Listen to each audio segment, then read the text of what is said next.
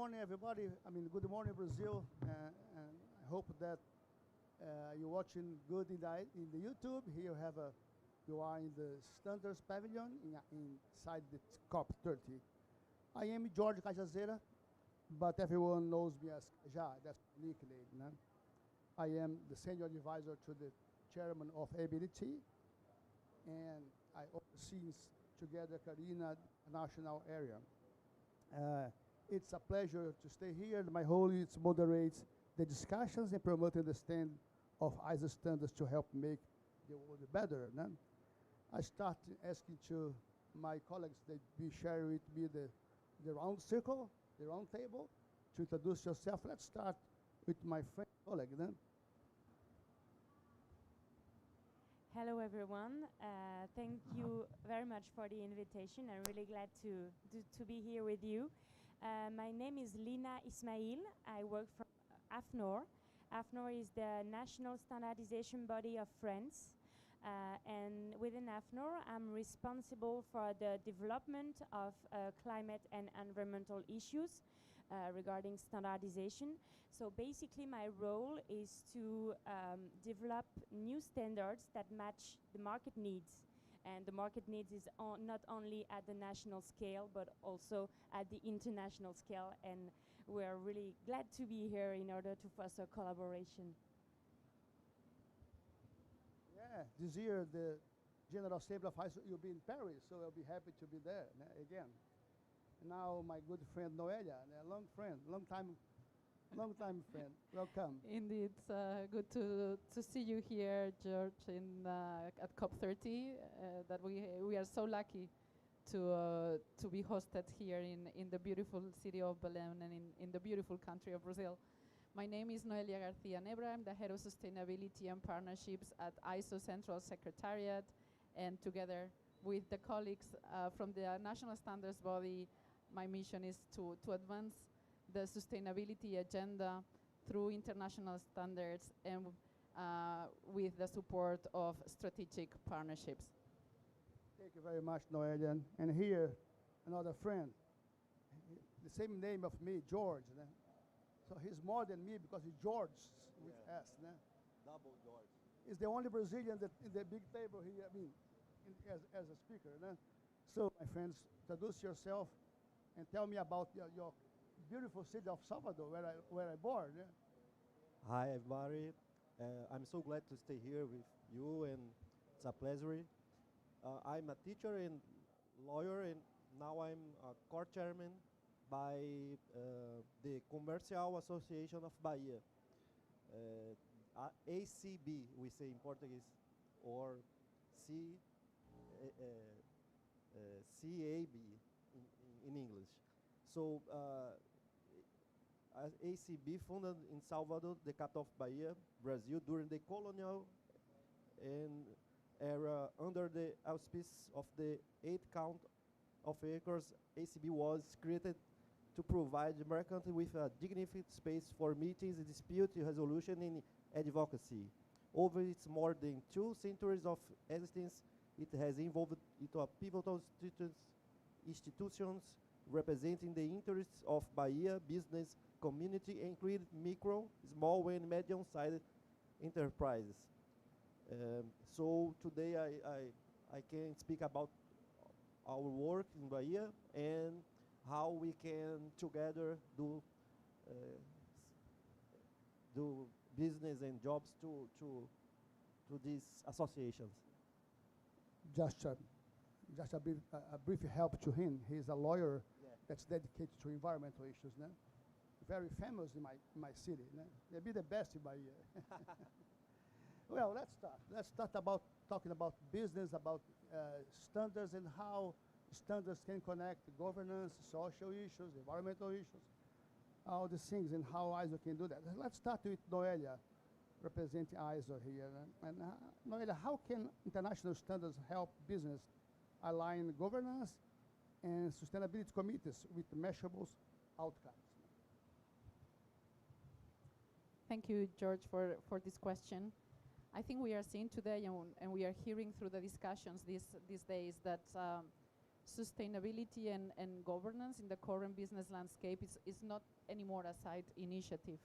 It's really something that it's a core expectation. It's something that stakeholders are asking for. They don't want to hear about commitments anymore. They really want to see measurable, credible outcomes. And that's actually where international standards come in, and they can really make a difference, because international standards are a common language, a structure that can help connect the governance of organizations with their sustainability goals. And how do they do that? The first is by ensuring that governance is embedded in the strategy of the organizations and in the operations of the organizations. Look at guidance such as ISO 137,000, governance of organizations, ISO 26,000, social, introducing sustainability into oversight, strategy, and the accountability. So with that, sustainability is not, as I said before, just a side program. It's really something that leads the organization, and through which the organization can be measured and assessed. The second way that standards help with is actually ensuring that performance is measurable and accountable. There are management system standards, performance standards, assurance standards that help organizations move from an ambition, we want to reduce our environmental impact, to actually numbers, right? Thanks to those standards, they move to, well, we have reduced our energy consumption by 25%. So they give really practical tools to organizations to do that. The third is that standards create global consistency. And that's important for organizations mainly in international value chains, multinational companies with operations around the world.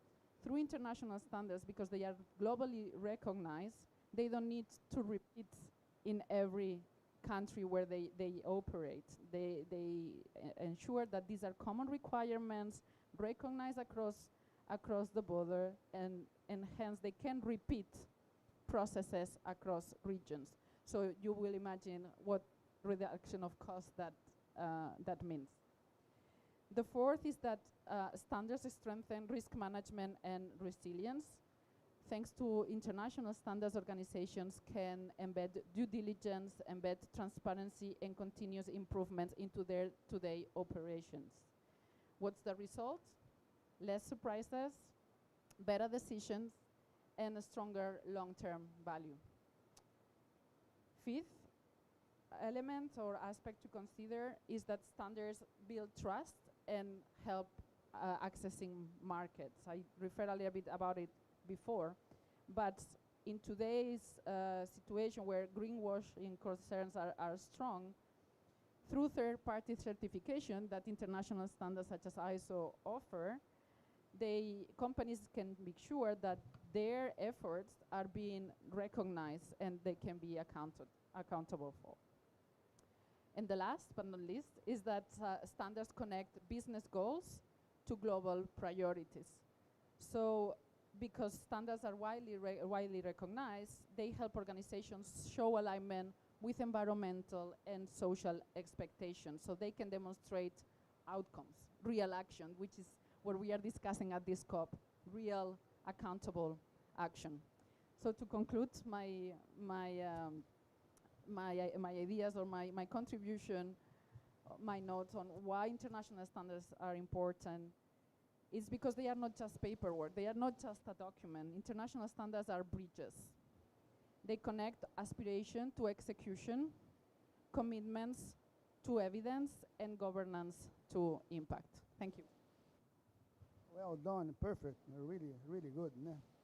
I think that's what MSS does for the world is completely changed. Né? A common language, 9,001, 14,001 is a common language, has completely changed the way that business can communicate. Very good points. Hello, let's go to my friend from Afno, Lina. Lina, Tell me, considering everything that Noelia said, how can standardization can promote more than just rules, but transparency, credibility, and sustainable reporting? That's now is everybody's talking about sustainable reports. EMS. No? Thank you very much. I would say that first of all, maybe we need to raise awareness on everything that comes with sustainability. Like, for example, corporate social responsibility is not the same than ESG principle, and it's not the same than sustainable development goals by UN. And we have to be really careful about the fact that sometimes maybe some companies are making this confusion regarding that, and we have to think that it's not opposite dynamics, but it's really complementary initiative. Like, for example, the complementarity of approaches, the way I see it is that the social responsibility with the ISO standard 26000 is really the core standards that will help every company to really put in place and put in practice the corporate social responsibility strategy, and to implement it throughout time with this continuous improvement. And with that, only by doing that, well, I will say only, but it's a lot actually, but with doing that, the companies will have some elements to put inside the ESG reporting and the ESG principles. That is to say that if you don't do anything towards sustainability, then you don't have anything to report. Everything is connected. So my key message would be to actually think about this complementarity of dynamics. Of course, today we talk a lot about this ESG principle and the ESG reporting, and we see that a lot in France because we are within the European Union also, and so we have this regulatory framework, the CSRD, which is coming. So many big and not so big companies are really interested in the sustainability reporting, but they could tend to forget that the strategy in social responsibility is really to do things and to try to transform your core business towards real and accountable sustainability. And with that, we really need to think that the strategy on social responsibility are the actions, and of course we need to prove that our actions are real or accountable, that we can measure everything, and that's why the sustainability reporting is here to actually prove that and to speak the same language than clients and investors, and to do some financial discussion also, because it will help to take some decision, for example. So the international standards are really strong because they will provide direction, they will help to set some strategies, and they will give some tools also to steer and implement those strategies throughout time. For example, the management system standards are really interesting because yes, of course, they are international, so it's very practical to speak the same language, but also they will give to the people within the companies concrete objectives. Also, okay, we need to respond to that question, I don't know, like twice a year, and we need to decide that and that and that, and we need to measure, to give some metrics, some KPIs, and with that, it will feed naturally, I would say, the ESG reporting itself, so that we can actually have some really accountable proof. And I think that it's our role within a standardization community to actually promote those standards and to show that there is a big complementarity of initiatives when it comes to sustainability, and also to promote those international standards with other initiatives. We could talk about the ISSB, the IFRS, at the European scale, also the European Commission CSRD. We really need to make things easier for companies in the end, so that they can really focus on the path towards sustainability. Very good. Thank you very much, Elena. I really appreciate that you mentioned about ISO 26000. I'm very proud to be the chairman of ISO 26000. And I think that ISO 26000 changed completely the language of social responsibility.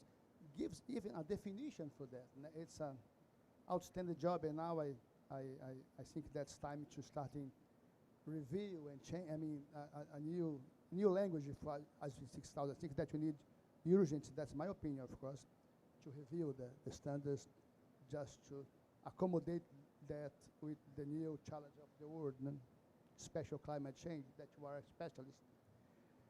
But let's come back to my friend George.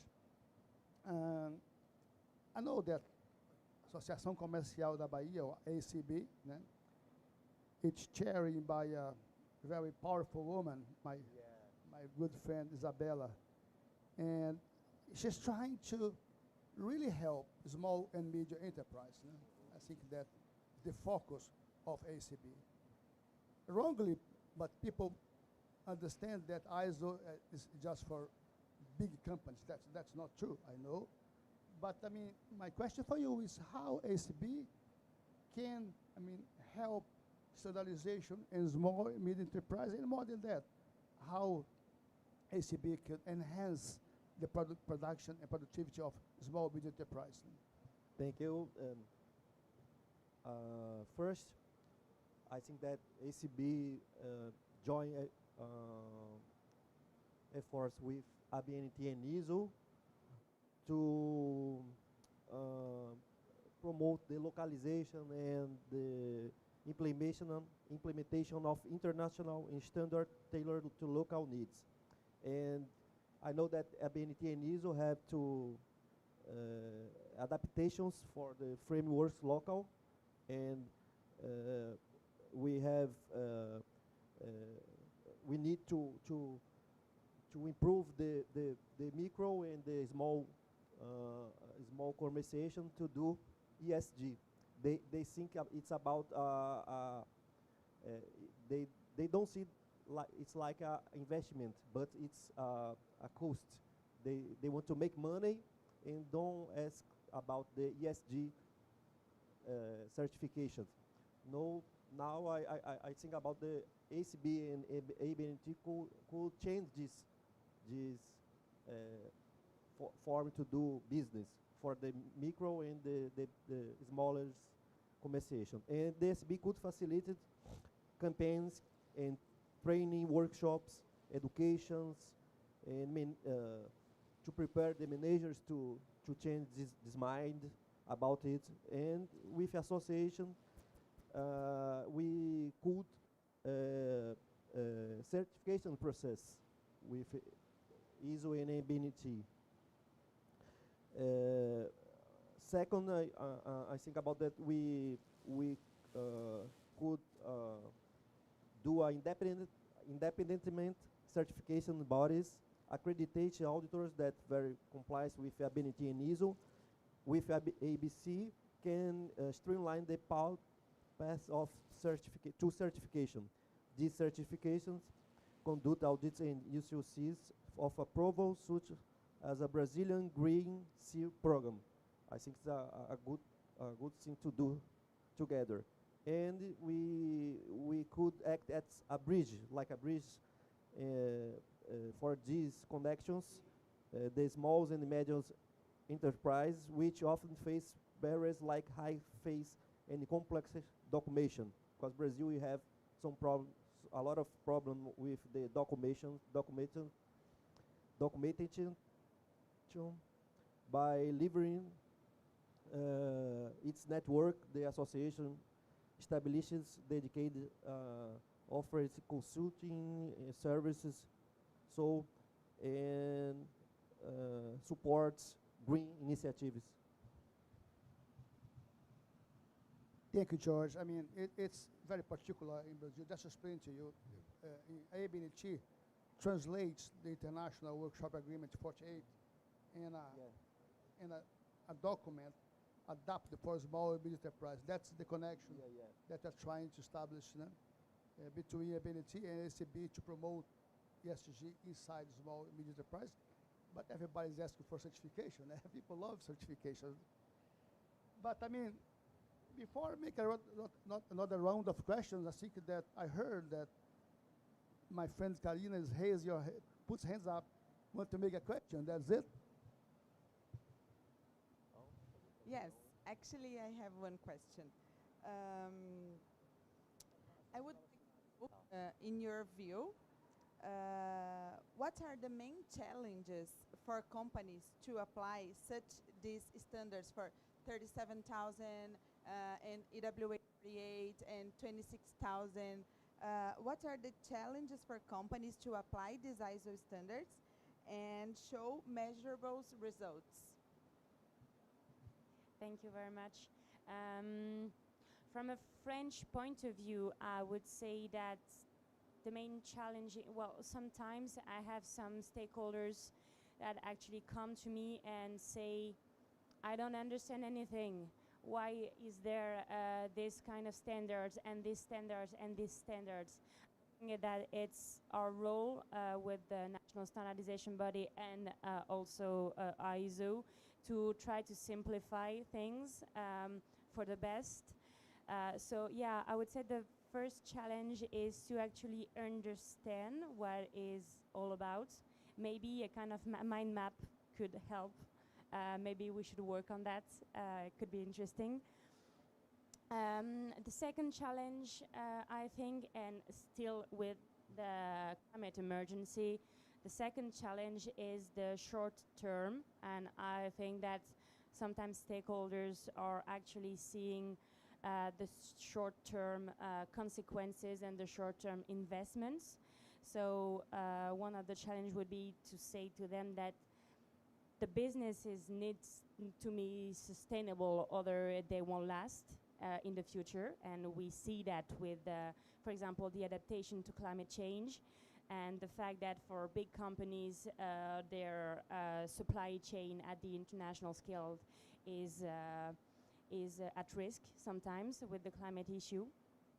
The third challenge would be to embark the steering board, for example, within some companies to make them understand what is about and what could be the opportunities also, because sustainable businesses are about not only constraints and not constraint, but more opportunity and long-term opportunity, as well as the middle-term opportunities. And the fourth, it's the fourth challenge. I think it's I would say the fact that we need to raise awareness among the companies, among the people working within the companies, so that, for example, if tomorrow someone is in charge of the sustainability strategy within a company, and they go towards some, I don't know, accountant or other jobs in the company, they need to have their life get easier, I would say, like not facing misunderstanding and the fact that people are saying, no, I'm reluctant to change, I'm reluctant to do these certain things, because we all need to work toward the same goal. So yeah, I would say that there is 4 big challenges, but international standard could help for those 4 challenges. She wants to reply something? Yeah, actually I would like to share something with you. Here in Brazil we have the SEBRAE. It's the Brazilian Micro and Small Business Support Service. And ABNT has a partnership with SEBRAE, And the main goal is help 10,000 SMEs to incorporate the ESG standards. So the EWA 48, and also we have a national standard on ESG. So it's a very big agreement, and we also help like 200 consultants. In these consultants, they can help the small business to apply the ESG and to verify the level of their ESG principles in their companies. So we are trying to help the small business with that. So it's a big challenge to tell the small business the importance of ISO standards and national standards and certification. And so we work very close to SEBRAE to help the small business, not only in ESG principles, of course, but in all standards that's important for develop the business. You want to say something or no? I mean, I'm actually very glad to hear about this partnership with SEBRAE, because actually the first time I got acquainted with ISO standards was through a project with SEBRAE, where it was Progetto Vínculos, and we actually, together with SEBRAE, we were working with big multinationals, and big multinationals told us the key aspect for us to be able to work with SMEs here in the country is to make sure that SMEs get certified ISO 14001, ISO 9001. So we saw amazing results actually because of that, because the big companies were supporting SMEs here in Brazil to implement those standards.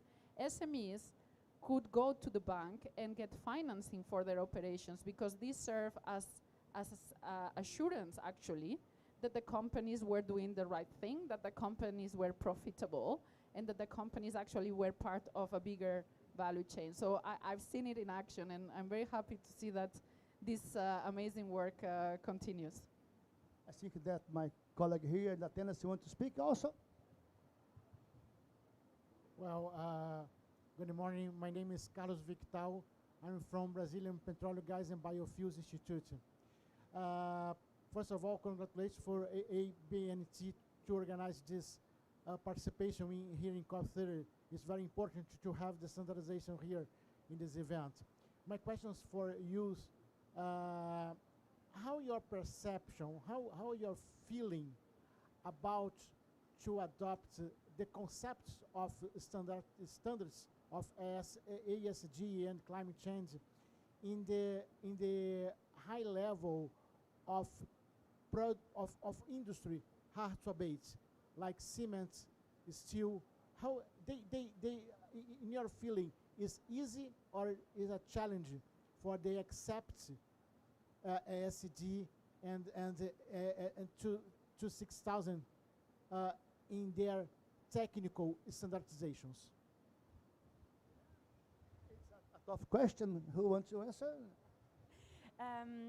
Regarding that, well, it will be my own perception.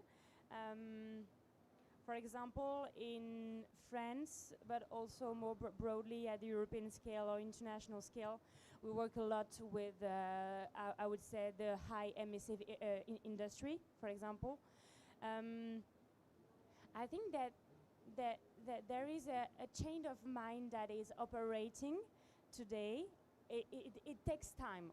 Of course, it's not like this, you know, but it takes time. But the change is on the way, with the fact that, for example, the environmental performance needs to be the decision asset, maybe even more important in the future than only money, you know. Like, for example, I was discussing with the World Steel Association the day before, and they will participate to an event that I'm organizing on the transition plans for the high emissive industries on a couple of days. And sustainability is really important because of the regulatory inputs also. I know that in Europe, but also in G20, for example, there is some discussions regarding, for example, green steel or low carbon steel, for example. So if those policymakers talk about that, then it will push, of course, the private stakeholders to begin the path of the change. And yes, I think that we will see some standards emerging in the couple of years, for example, that will show that the change is on the way. I hope so. Maybe I'm too optimistic, but no, I don't think so. Very good indeed. I have just a comment and come back to you. But Noelia, consider that now we are going inside the issue of climate change and so on, because it's basic for sustainability. I am the second time that here in the Standards Pavilion is speaking, and I remember that a couple of years ago, ISO launched what we call London Declaration, and it's inspiring everything in ISO. I know that you work out in London Declaration for a long time and is still working. Can you have a brief explanation for everybody how it's going on, what's the change? Yes, thank you, George, for this question. So indeed, I mean, the work of ISO in sustainability is not new, right? Like ISO 14001 environmental management system standard exists since the 90s, right? However, in 2021, ISO developed its new strategy with a vision of making lives easier, safer, and better. That's a more sustainable future for all, basically. That's what it means. That's the aim that us all together as an organization we have. Is at that moment where we realize that international standards are very well known on quality, safety, health issues. And we can take those values, this power of international standards, to the sustainability agenda in a more scalable and meaningful way. So through this history of work around sustainability and environment, the national standards bodies, members of ISO, 174 members, came together and agreed on what we call the London Declaration, of what I like to say as ISO's climate commitment. And what is that commitment? Jointly with all the members, we are seeking to ensure that climate science is embedded in all the standards that we develop. Because as I said before, sustainability is not a side thing anymore. Now it's really part of the core business of any organization. So our standards need to consider that. And the second objective is to make sure that the voices of civil society and those more vulnerable to climate are considered in standardization. Why? Because that's very important, of course, to achieve our climate goals, but also because ISO, as a multi-stakeholder platform, we need to make sure that those voices are there. What have we achieved so far? Well, the first thing that we did is mapping. Going to your in previous points, mapping the portfolio of 25,000 standards that ISO has to climate action, and we identified the 500 plus most important and relevant standards contributed to climate action. This was important to bring already clarity about our portfolio, like what are the standards that companies should be really looking at if you are serious for climate action. Based on that, we identified also, very important, 81 standards in the energy, transportation, and construction sector that were super relevant to climate, but we realized we need to improve them. So we are currently, like, we hire a group of experts, external experts that gave recommendations, and now our internal experts of ISO are reviewing those standards to make them even more impactful on climate action. These are important aspects. The next one, which is I think very important, is that we reviewed all our management system standards and now they all incorporate a clause on climate. So now all companies that implement an ISO management system standard, they need to ask themselves the question, how is my company impacting climate, and how is climate impacting my company, because it goes both ways. So these are some of the highlights. A lot of work, important work going on right now. The development of the net zero standard based on the ISO net zero guidelines. Now the revision of carbon accounting measures together in partnership with GHGP protocol, and many other very interesting initiatives. Thank you, George. Very, very good. Let's listen our friend that the hands.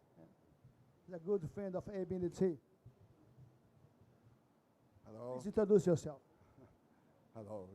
It's a pleasure to have you here, and lovely to hear all of the news and rich information that you are sharing with us.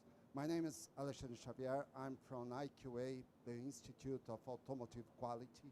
We are an institute that was founded 30 years ago by the government together with the automotive sector itself.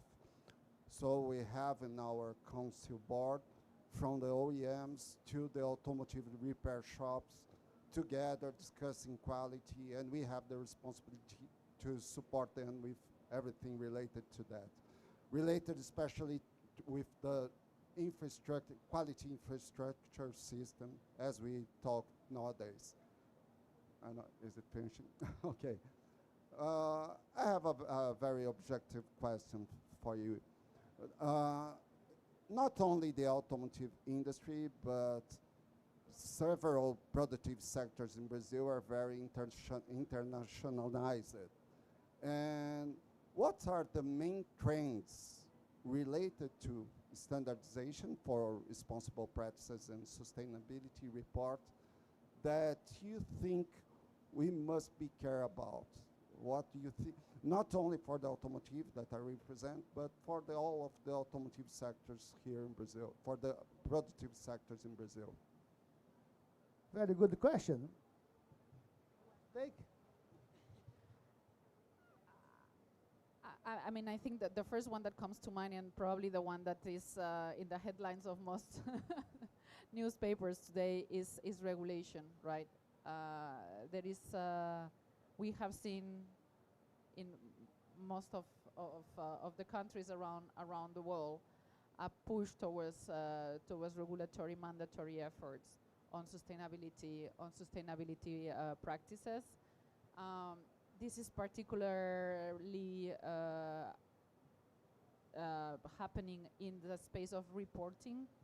So organizations being requested to report on their sustainability actions and activities, so that we can mobilize finance for those sectors. So for me, that would be the main one. Actually, another aspect, and which is a little bit different, but is actually artificial intelligence.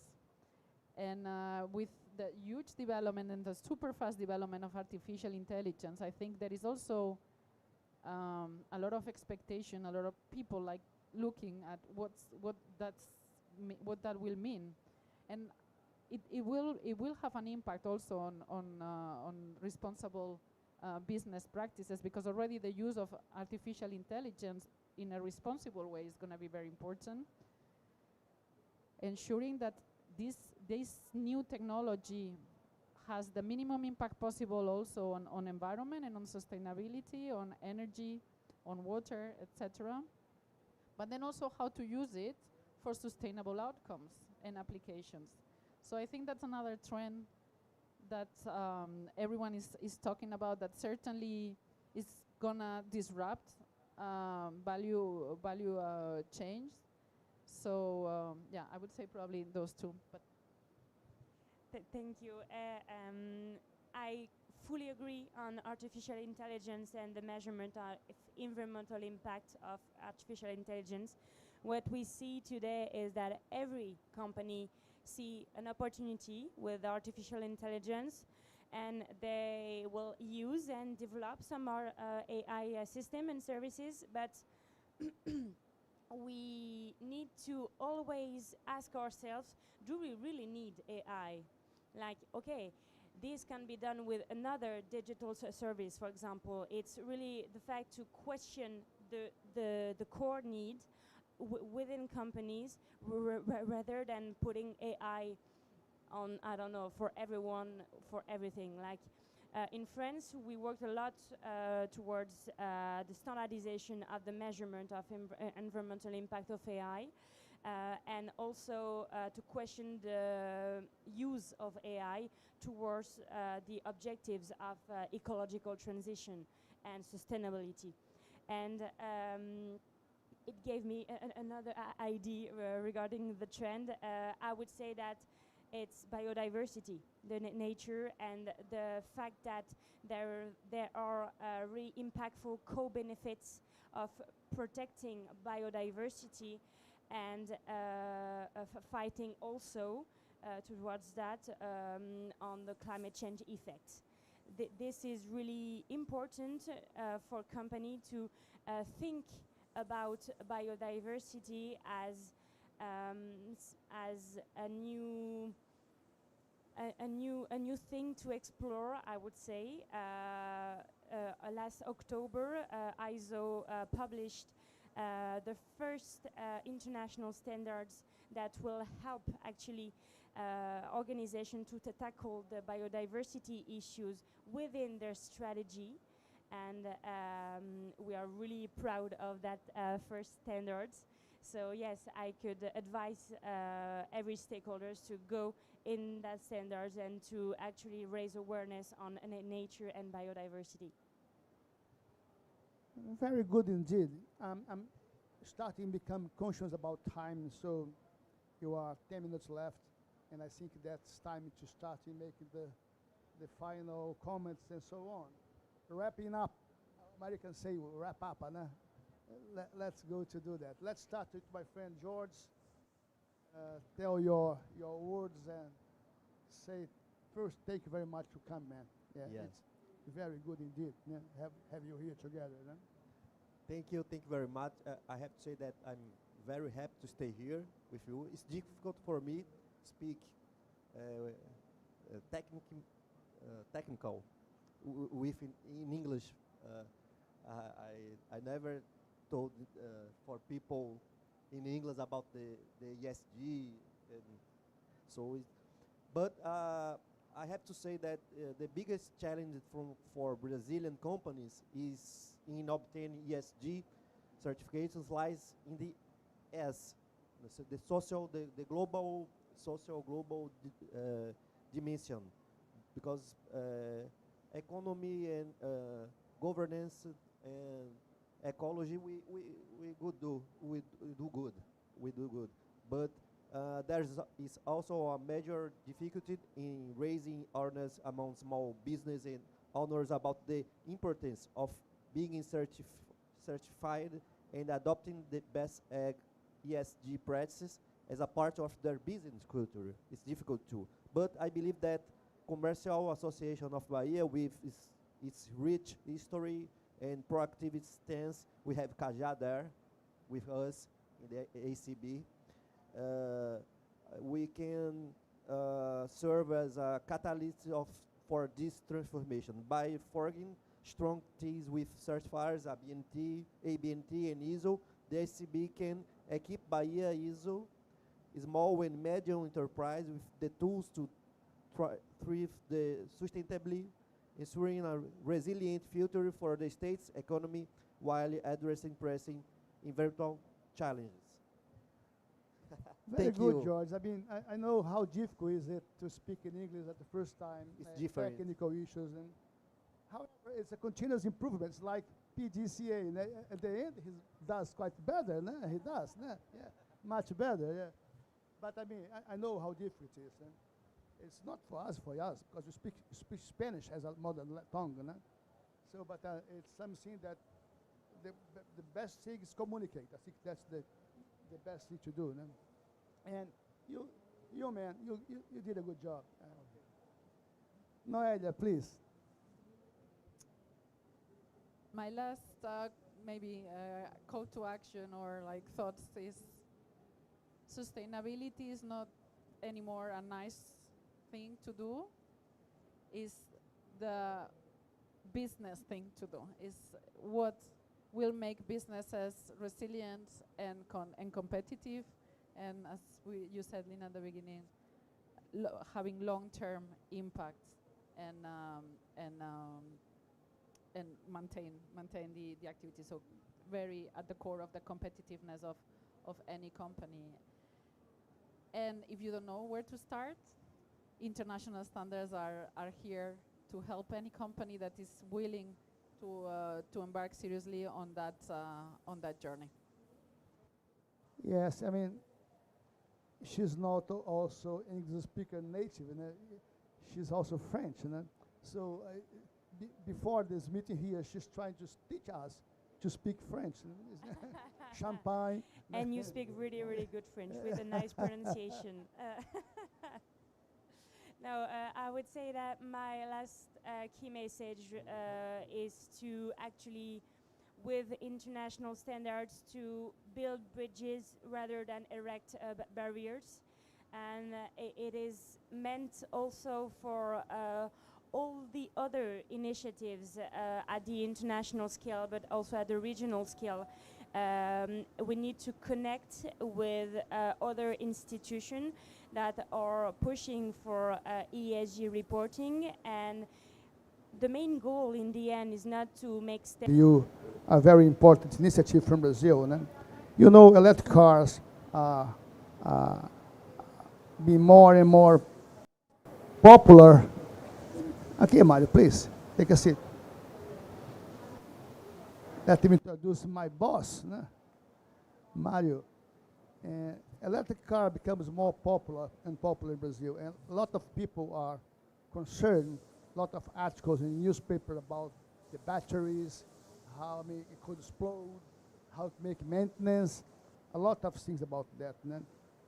I'm not saying that's true, of course, because it's not true, but as part of ABNT commitment to responsible business practices, you are now with ABNT President Mario launch the ABNT PR 1025. That's mechanical and electrified vehicles. Give the word to Mario. Como protagonista nas normas internacionais, principalmente a norma ISO. E esse projeto de eletrificação teve um aumento, aí o Alexandre pode confirmar, só em 2024 de 89% de carros elétricos. E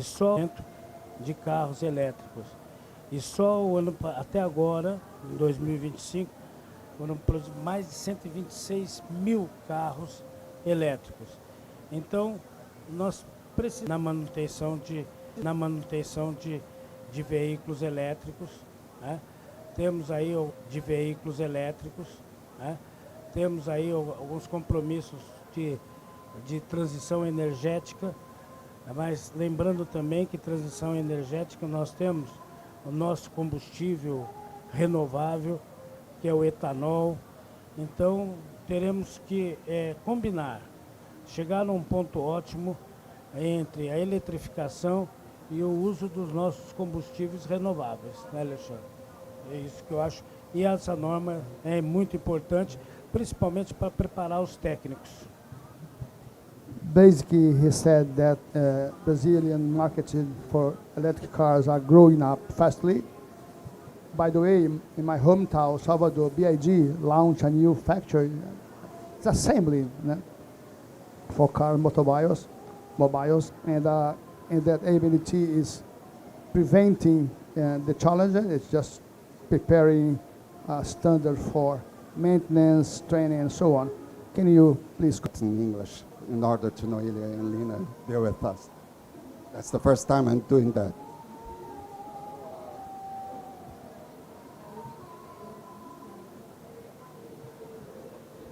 That's okay. I will pay attention to that. And, well, meu nome é Alexandre Xavier, sou superintendente do IQA, Instituto da Qualidade Automotiva. My name is Alexandre Xavier. I'm the senior executive of IQA, the Institute of Automotive Quality. E é uma grande honra estar aqui com a BNT no lançamento dessa norma fundamental para o setor automotivo. That's a great honor for us to be here together with ABNT, launching this very, very relevant standard for our sector because of the relevance of the electric vehicles nowadays for Brazil and for sustainability itself. E, como instituto do setor, nós estamos sempre acompanhando muito as tendências relacionadas ao que impactam as empresas que nós temos o objetivo de atender. As an institute of the automotive sector, we are always checking and understanding the trends. It was not a coincidence of my question some minutes ago. And what impacts the automotive sector in Brazil. E quando nós falamos de descarbonização, nós temos duas referências fundamentais: veículos elétricos e biocombustíveis. And when we talk about decarbonization, and it's one of the most important trends we have nowadays, we don't have only one choice. We have the electric vehicles technology going together with the biofuels. And we, as Brazil, we don't have to choose one option. We have space for several technological roads. E com isso, nós aprendemos muito nos últimos anos. O que nós podemos ajudar como instituto? E uma das principais necessidades, demandas, vem justamente das pequenas empresas, das concessionárias, das oficinas mecânicas. And we had to study a lot and understand what the automotive quality could support them. And what we had in the last years were a lot of requests from the smallest companies. We are talking about the dealers, the official dealers, and we are talking about the small automotive repair shops. They have a lot of doubts, especially related to electrification, because we don't have yet the quality infrastructure already done. And we are talking about regulation, standards, certification, and market surveillance, because if we don't have all the rest, it's impossible to have the correct fiscalization. E com isso, a norma é uma referência fundamental para que a gente possa suportar essas organizações. And finally, the technical standard to support the automotive repair shops, the automotive repairing, requires a technical standard. And we were proud to be invited by ABNT to be the coordinator of this standard that we are finally launching today, but with a lot of happiness and thanking ABNT to trust IQA to be the coordinator of that. And congratulations, ABNT, for this launching. E parabéns à BNT por esse lançamento. É uma grande honra para o IQA estarmos juntos com vocês e termos sido os coordenadores dessa iniciativa. Eu gostaria de destacar que o Brasil não pode ter uma única tecnologia. Tendo em vista as dimensões continentais que o Brasil tem, eu costumo brincar que a Europa toda acaba dentro do mapa do Brasil. Então, nós temos uma condição que há necessidade de ter variações. É evidente que nós vamos ter várias tecnologias. É importante que essas tecnologias sejam sustentáveis, que a gente realmente passe por uma transição energética, né, sustentável. E, portanto, biocombustível, eletrificação, as diversas regiões do Brasil que produzem os seus combustíveis renováveis, como, por exemplo, aqui no norte, nós temos o babaçu, que é um excelente, resíduo e um excelente combustível. E isso cumpre a circularidade, porque o resíduo de um determinado produto torna-se uma matéria-prima para um outro produto. E é o caso aqui, por exemplo, de combustíveis de diversas partes do Brasil. What he said, that basically considered the dimensions of Brazil. He's always joking that Brazil, Europe's, it could be inside Brazil, né? And consider that it should be different technologies, né? So you have a biofuel, you have electrifications, and so on. And the integration is very important because, I mean, the residuals from one could be the food for the other one, let's say that. So basically, he's convinced that the diversity of technology could be makes the Brazilian issues more sustainable, and that's why ABNT is issuing this standard. I think that's all, né? How to say in the cartoon, that's all, folks. Thank you very much for coming, guys. Né?